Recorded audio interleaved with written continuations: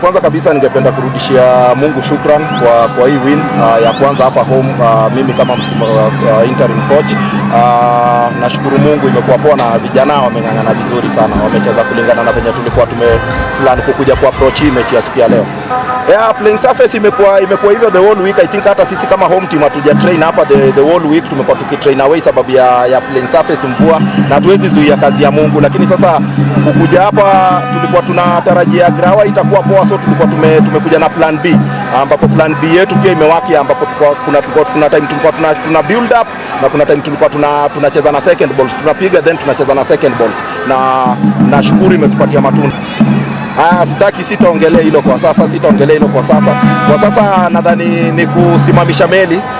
Sisi tuendelee kuwin game zetu. In as much tunaendelea kuwin game zetu, then najua kila kitu itakuwa poa na itachukua mkondo wake.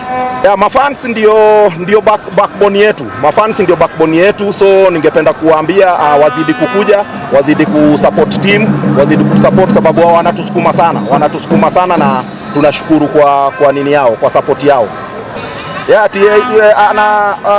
Ochi ana kitu ya kucheza Golden Glove, and anaweza shukuru sana, amewakupoa sana na defense yake. Pia lazima tupatie defense kongole, na sio defense peke yake, hata timu mzima kulingana na venye tuna defend.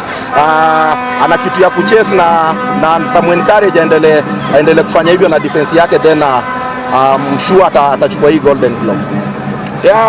Kwa national team kitu yenye naweza himiza wachezaji wetu ni isiwaingie kwa kichwa, wazidi kuweka bidii, wazidi kutia bidii kwa mazoezi na kwa magame, then inshallah kila kitu itakuwa poa.